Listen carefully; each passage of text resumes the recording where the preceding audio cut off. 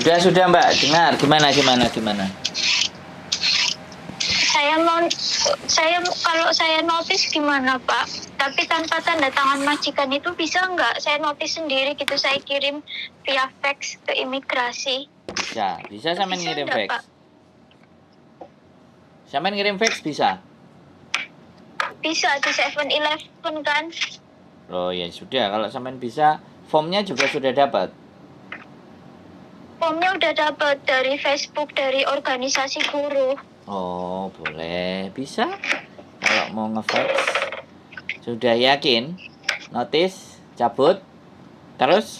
Cabut lah Pak. Cabut udah nggak sampai semalam aja aku selesai jam 1:30. Oh. Nggak dikasih makan malam. Terus aku nggak gini. Udah berapa hari? Sebentar. Sampean nggak telepon ke labor dulu, menceritakan sesuatu yang sampean alami?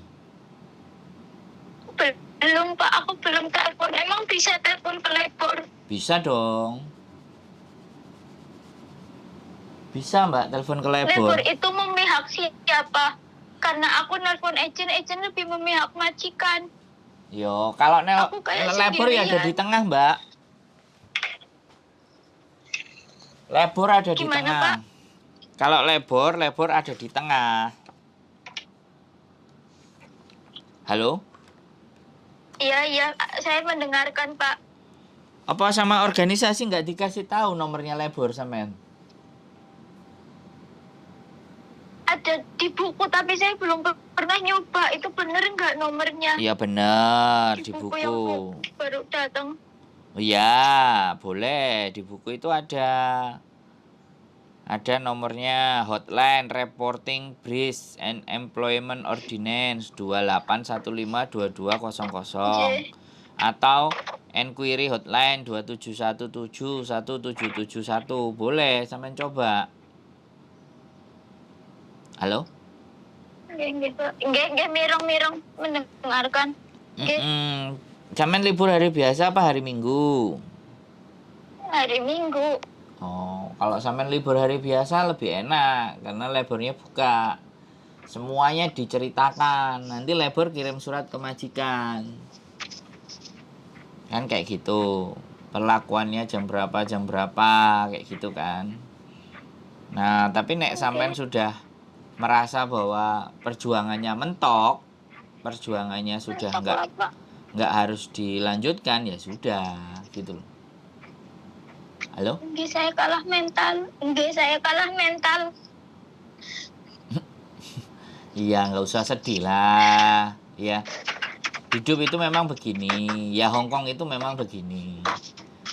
Hari ini boleh kan kalah, tapi besok kan nggak boleh kalah. Halo? Nggih, Pak. Dalam. Maaf kalau agak putus-putus. Sampean dengar saya ngomong nggak?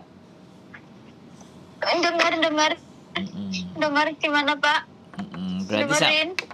Berarti sampean sudah mau memutuskan ya? Tidak ada cara lain, tidak ada jalan lain, tidak lapor ke labor, enggak ya, wes selesai ya berarti.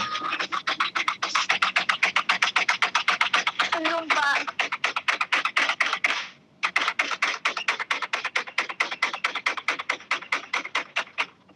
Maaf deh Pak, mesin cucinya gembradak. Halo? Iya. Mesin cuci. Saya sempat bingung, saya harus minta apa, ngomong ke siapa kayak gitu. Duh, kan? Karena tak kira agent yang bawa saya juga ternyata cuma mundur. Pada akhirnya ya saya tetap ambil keputusan kayak gini. Nah, kalau sampean masih kuat ya bicara ke labor, Mbak. Nggih. Tapi kalau sampean udah memutuskan ya sudah, nggak perlu bicara labor ya sudah. Gitu. Libur hari biasa nggak boleh? Nggak boleh Pak, soalnya anak-anak sekolah harus ngurusin anak-anak. Oh ya. Saya nggak mau tahu. Ya sudah, berarti kan tinggal telepon aja. ke labor. Oke. Pas nungguin anak mau Oke. pulang sekolah, berangkat agak awal, terus sampean telepon. Nama saya, Insya Allah. nomor kontrak Oke. saya, ABCD bla bla bla bla. Terus saya mau melaporkan yang bahasa Indonesia juga ada kok. Labor ada bahasa Indonesia. Nah nanti catatan laporan sampean kan dicatat. Setelah itu kan disuratin tuh majikan. Pembantumu kamu perlakukan sampai begini. Saya itu ya Pak. Kenapa? Saya itu ya kalau mau lapor yang kayak gitu udah takut duluan. Nanti dia dapat surat terus saya makin diunyel-unyel, makin nggak bisa istirahat, makin nggak bisa makan kayak gitu. Dia Loh. kalau marah melampiaskannya saya nggak boleh makan, nggak boleh istirahat. Loh itu sudah kalau sampean bisa punya rekamannya itu kena pasal loh Mbak. Ya itu kena pasal. Jadi makanya semuanya mau bantu sampean sampean sendirinya nggak mau bantu udah sampean tidak. Udah takut duluan. Lah. Ya, udah takut duluan. Lah makanya disitulah kita teman-teman organisasi juga kalau mau bantu lah sampainya takut ya gimana cara bantunya wong sampean nggak bisa membantu diri sampean sendiri. Kan begitu tuh Mbak. Sampean udah kalah dengan takutnya. Kalau udah kalah dengan takutnya ya sekuat apapun saya bantuin sampean ya nggak ada gunanya. Iya. Kan seperti itu tuh Mbak.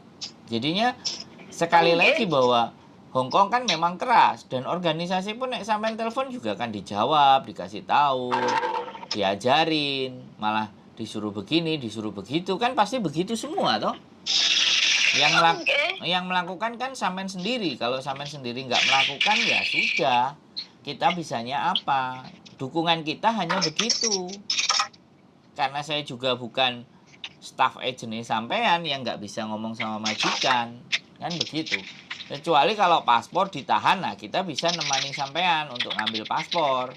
Nah ini kan pekerjaan. Ini kan dengan majikan. Mau nggak mau kan sampean sendiri yang harus menghadapi majikan. Yang harus ngomong, yang harus ribut, yang harus sengketa, yang harus berantem kan ya sampean sendiri yang harus maju. Dan ada labor. Apa yang diperlakukan kepada sampean itu ada kronologisnya, ada buku catatannya, ada voice overnya, semua data komplit lengkap, maka dia akan disuratin. Resikonya ketika sampean disuratin ya sampean diinterminate. Itu resikonya. Nah, sampean semakin diunyel-unyel ya bantah aja terus. Kalau dia mulai banting-banting sesuatu, telepon polisi. Kalau sudah membahayakan, telepon polisi, polisi datang. Itu satu pembelajaran buat dia. Kamu nggak bisa sewenang-wenang karena polisi datang. Sampean, saya ketakutan, polisi pasti akan tahu psikisnya sampean. Wong ngomong aja gemetaran, terus mau nangis, polisi pasti tahu. Dengan kondisi yang tertekan kayak gitu, sampean bisa ngomong, saya sudah tidak berani tinggal di sini, takut ya sampean akan dibantu sama polisi, diamankan sama polisi, dikembalikan ke KJRI. Halo? Bapak tahu nggak? Paspor saya kan sekarang ditahan karena kemarin kan waktu bulan Maret itu dia tahu masalah saya di rumah. Suami saya pergi sama perempuan. Jadinya saya minta tolong ibu saya untuk datang ke tempat anak saya. Nah, dia bilang gini, saya kasih gaji Maret kamu utuh, sama saya kasih pinjam gaji bulan April, kayak gitu. Nanti Mei kamu balikin. Nah, saya bilang, saya masih punya potongan 1 kali, kayak gitu. Ya udah, kan gaji 2 bulan itu kan 4.630 dikali 2, 9.260 ya Pak. Dia cuma ngasih saya 6.260, yang 3.000 itu kan untuk agent potongan agent. Dia belum kasih ke saya, dia kasih cash 6.260. Saya suruh tanda tangan apa saya dipegang dia. Itu gaji bulan Maret plus 1.200 dari gaji pinjaman bulan April. Sedangkan yang 3.000 itu karena dia marah, hari berikut kirimkan ke agent. Pada akhirnya saya kena denda agent bulan ini gitu. Tapi paspor saya masih sama dia. Saya nggak tahu nanti di tanggal 7 besok ini dikembalikan atau enggak paspor saya. Itu juga saya takut. Saya bodoh banget mau aja, udah tahu sifatnya nggak baik, saya ditolong gitu mau aja kayak gitu, karena saya mikir suami saya udah nggak tahu kemana, anak-anak saya sendiri nggak ada yang jagain, anak gadis saya, jadinya saya minta tolong ibu saya gitu. Lah kalau agent motong itu juga harus kita perkarakan, Mbak. Oh, nggih, Pak. Nggih, Pak. Halo? Halo. Halo, nggih, Pak. Pripun, Pak? Jadi sampean kan harus sampean itu harus nuntut, agent itu nggak boleh motong. Potongan agent Indonesia yang 4 bulan itu loh, Pak. Saya kerja datang ke Loh lah Hongkong 4 iya. bulan. Lah iya. Itu kan otomatis kan, itu kan tidak boleh. Bisa dipahami nggak sampean? Saya nggak paham, saya sih tahu saya datang ke sini saya potongan tiap bulan 3.000 Wah. 4 bulan. Nah kemarin potongan tinggal 1 kali, harusnya Maret itu selesai, tapi dia bilang saya mau baik sama kamu, saya mau bantuin kamu kayak gini caranya, ternyata malah jadi masalah lagi buat saya. Paspor saya ditahan, ternyata agent nggak dibayar potongannya, saya malah kena denda $100 nantinya. Terus dia bilang lagi WA ke saya, suruh aja ibu kamu balik lagi ke rumah adik kamu, gak usah jagain anak kayak kamu. Bener-bener perasaan iya Tuhan kayak gitu, Pak. Gak tahu harus kayak gimana lagi. Harusnya hutang dengan PT sudah selesai, malah enggak selesai, malah jadi nambah kayak gini. Saya bodoh banget, mau aja percaya sama omongannya dia. Bodohnya saya. Duh, sekarang persoalannya bukan masalah bodoh dan tidak. Sekarang permasalahannya ini mau diurus apa enggak. Kan itu permasalahannya. Saman mau ngurus enggak? Saman berani melawan enggak? Harusnya besok kalau saya tanggal 7 gajian, paspor itu dikembalikan. Kita malam melawan. Saya nggak mau masak jam 12:30 saya bilang saya nggak mau masak. Ini pekerjaan besok, kalau saya masak sekarang saya nggak bisa istirahat, saya nggak bisa bangun jam 6. Nggak mau tahu, pokoknya harus masak. Akhirnya saya masak gitu. Kunci kamar saya dikunci, saya nggak bisa ambil HP untuk menghubungi siapapun. Akhirnya saya masak selesai jam 1:30. Saya baru bisa tidur jam 2. Karena saya harus mandi bersih-bersih. Saya selalu ngelawan omong, Pak. Saya selalu ngelawan omong.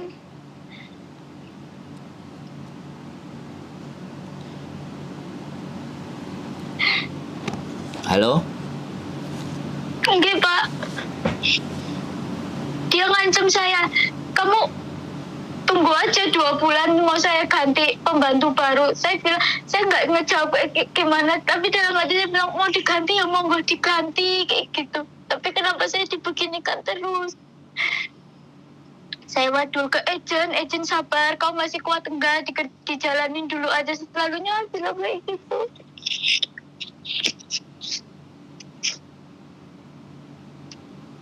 Jadi sekali lagi kalau misalnya sampean ngerasa bahwa ibaratnya nggak akan melawan, ya saya nggak bisa apa-apa kan, kayak gitu ceritanya. Jadi yang hanya bisa lakukan sampean hanya menangis dan menangis. Jadi kalau menangis dan menangis, ya kitanya nggak bisa apa-apa juga. Nggak ada solusi. Kenapa? Nggak akan ada jalan keluar, saya tahu. Kalau sampean takut juga ya kita gimana ngasih solusinya, kan kayak gitu ceritanya. Jadi ceritanya seperti itu. Makanya saya nggak bisa ngasih masukan macem-macem. Kan ceritanya begitu, Mbak. Gitu. Cuma ingin melawan terus saya bisa pulang gitu. Udah Lah iya, lah kalau Aku saja sampean kayak kepingin bebas dari sini gitu Pak, lepas dari sini. mm-mm.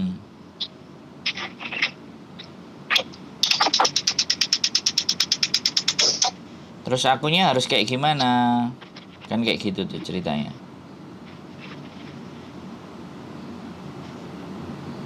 Ya, saya juga nggak tahu saya harus kayak Loh, gimana. kan sampean sudah Saya dikasih telepon tahu. Bapak pasti juga malah merepotkan. Loh, enggak, sampean kan sudah kita kasih tahu.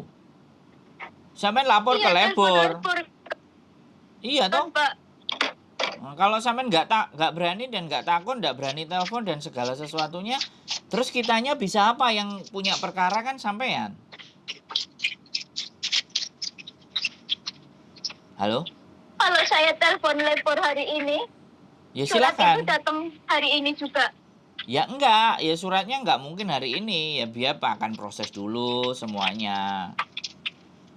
Intinya itu sampean jangan nangis dulu. Otak sampean itu gunakan untuk tetap berpikir.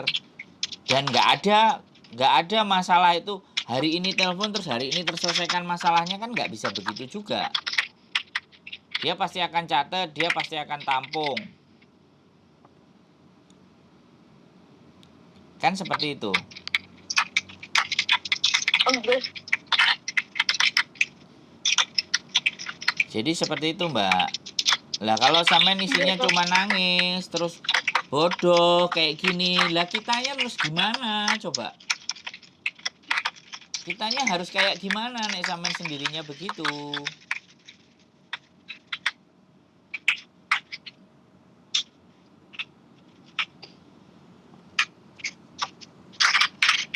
Gitu Mbak ceritanya. Oke Pak.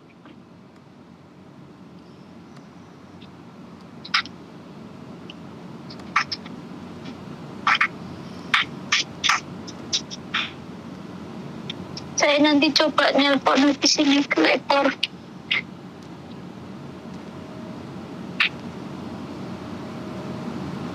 Coba. Halo Pak. Ya, halo. Ya, ditelepon, dicoba. Yang bisa memperjuangkan diri sampean itu ya diri sampean sendiri.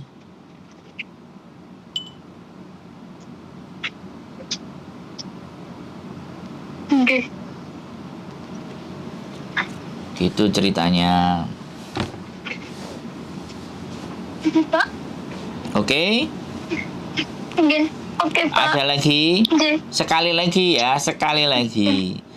Tidak bisa kita melawan dengan tangisan air mata. Bukan saya tidak ikut merasakan, ya saya ikut merasakan. Tapi kalau cuman ikut merasakan tapi tidak bertindak, tidak melakukan sesuatu ya otomatis potongan juga 3.000 itu potongan yang terlalu tinggi. Itu juga bisa kita laporin ke KJRI. Sampean hari Minggu surat hutang sampean laporkan agennya apa dan semuanya, nggak apa-apa. Kalau sampean takut ya sudah. Pak? Lapornya itu kemana? KJRI. Pengaduan. Nanti dicatat. Gitu loh. Sampean kopi surat hutangnya, sampean pegang satu, kasih kopiannya buat mereka.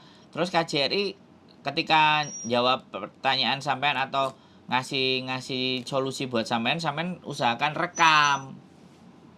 Jadi kita berjuang. Jadi siapa tahu nanti KJRI semuanya disuruh ngelunasin dulu. Setelah ngelunasin dulu, dia kasih rekod PT-nya apa, nanti ada uang pengembalian. Kan lumayan kalau bisa dikembalikan. Ya kan? Kalau enggak PT-nya kan di blacklist. Jadi itu juga sampean berjuang enggak cuman buat diri sampean sendiri. Kalau sampean rekam nanti sampean ceritakan ke saya, sampean berjuang juga buat orang lain, ngasih tahu cara buat orang lain kayak gitu loh. Bisa dipahami enggak? Halo, Mbak. Bisa. Bisa Pak.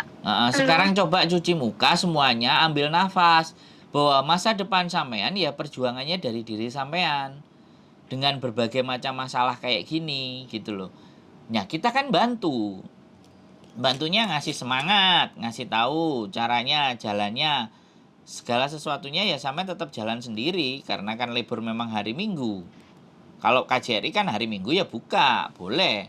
Banyak kok teman-teman yang pengaduan potongannya sudah melebihi dari standar, ya dilaporkan, ya ditulis, ya dicatat ke KJRI. Halo, Mbak? Nggih, Kan siapa lagi tahu dimireng nanti. makan, Pak. Lagi Nanti siapa didengerin. nanti siapa tahu sekali lagi kalau KJRI-nya benar, sampean ada rekamannya menyerahkan itu semuanya, sampean ada laporannya, ya nanti udah selesai kita urus ke PT. Terus ternyata sampean ditelepon, Mbak ada pengembalian, oh berarti KJRI benar. Tapi kalau misalnya sudah ditunggu berapa lama, ternyata uang itu nggak kembali, kita viralkan kan bisa. Kan kayak gitu loh, kita Nggih, Pak. ceritakan. Dan itu kan pengalaman sampean pribadi. Dan sampean ada bukti percakapan. Merekanya ngomong apa. Nah kalau labor ya jelas dia akan suratin. Sampean punya data semuanya ABCD lengkap. Sampean ngomong ke labor, kalau sampean ada WhatsApp, saya bisa kirim bagaimana makan saya, bagaimana saya selesai kerja, semuanya. Nah siap-siap kalau majikannya mencak-mencak dan semuanya kan tidak ada masalah. Sampean sudah menceritakan labor case-nya ke labor, menceritakan. Sudah tercatat, pengaduan sampean itu sudah dicatat sama mereka. Gitu loh. Nah mau nggak mau, lah nanti kalau mau berjuang lagi kan pulang lagi. Hongkong kan memang begitu toh Mbak.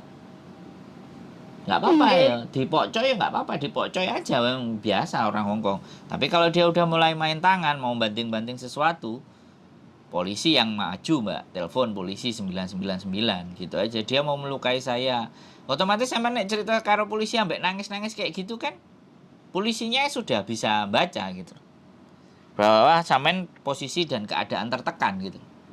Bisa dipahami nggak? Bisa. Ya sudah, itu sampean pikirkan ulang.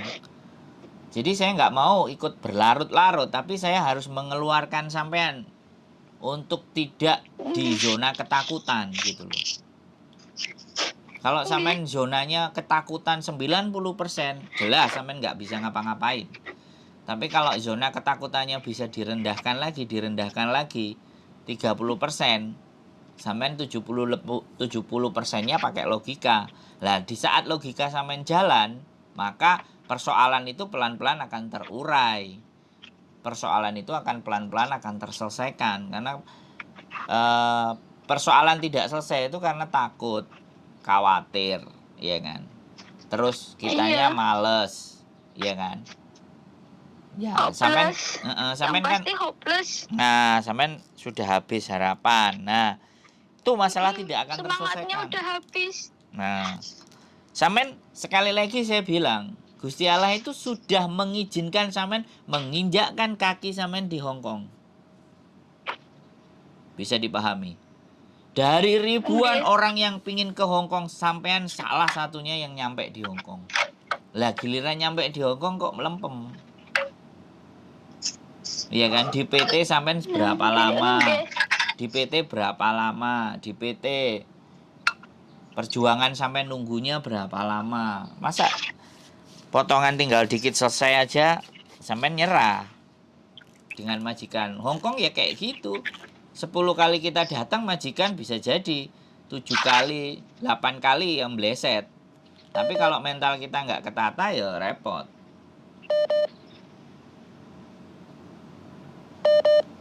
Bisa dipahami nggak? Bisa Pak. Bisa. Ya, kalau hari Minggu cari teman yang tepat, ya kan, main ke rumah atau kemana yang menurut sampean itu bisa meluapkan segalanya dan ngatur strategi. Saya belum nemu teman yang tepat Pak. Selama ini selalu pergi sendiri. Ya nggak masalah.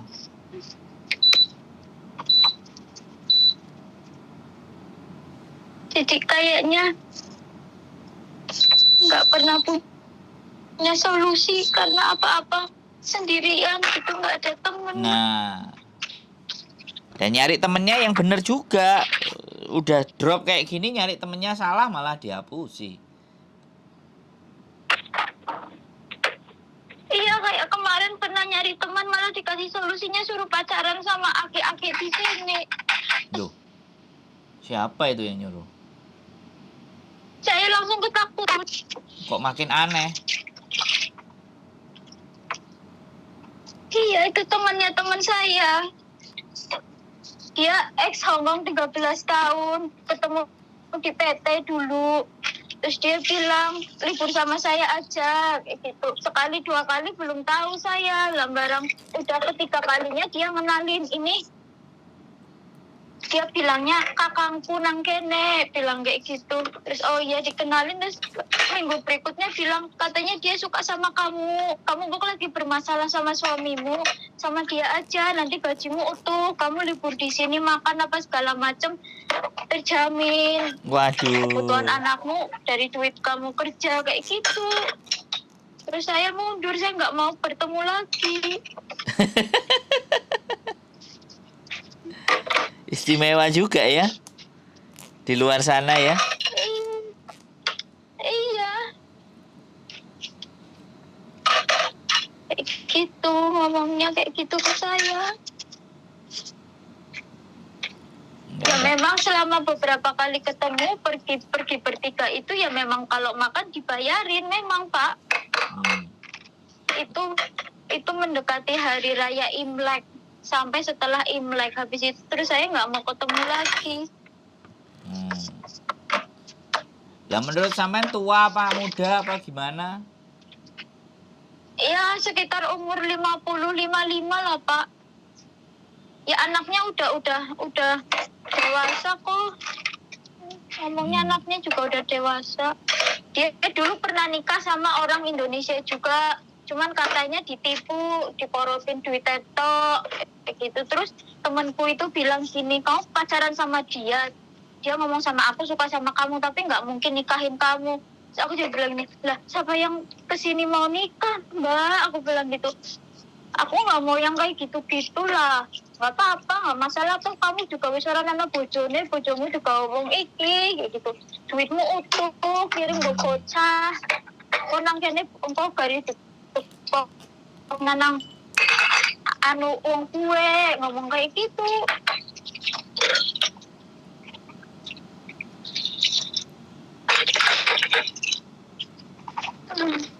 Tolong. Terus habis itu saya nggak mau ketemu lagi. Saya kalau diajakin ketemu saya bilang saya nggak libur atau saya mau ketemu. Saya mau ke agent atau ke apa kayak gitu.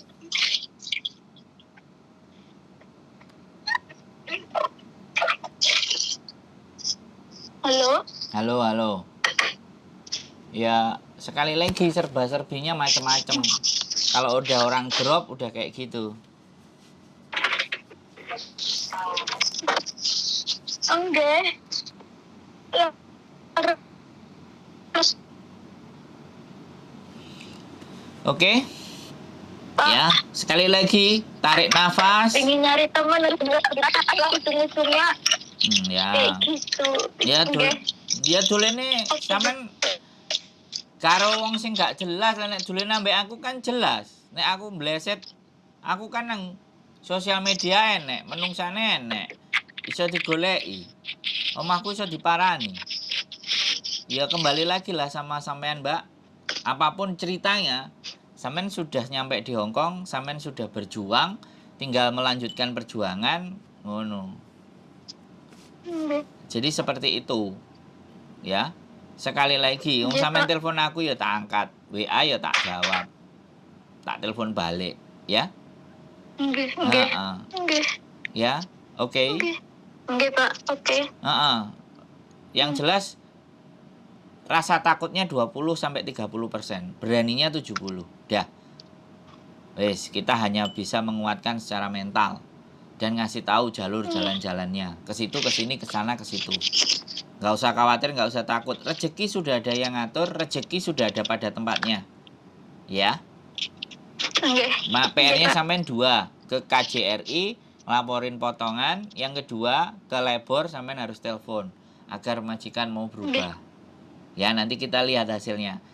Masih tak tulis loh nomor sampean.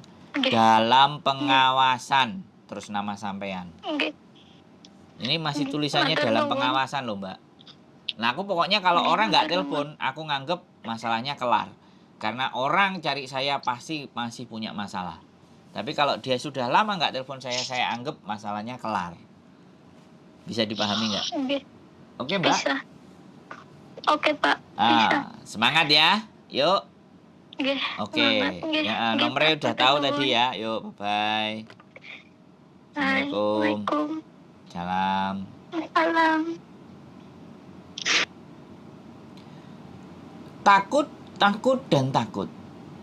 Kalau kalian takut, kitanya nggak akan bisa berbuat apa-apa. Bahkan kalau kalian takut, rasional dan logika cara berpikir kalian tidak akan sampai. Makanya yang harus kami lakukan ketika orang takut bangun, kita harus turunkan ketakutan itu agar supaya teman-teman bisa berpikir secara logika. Sekali lagi, keep stay tune in my YouTube channel and see you next video. Bye-bye.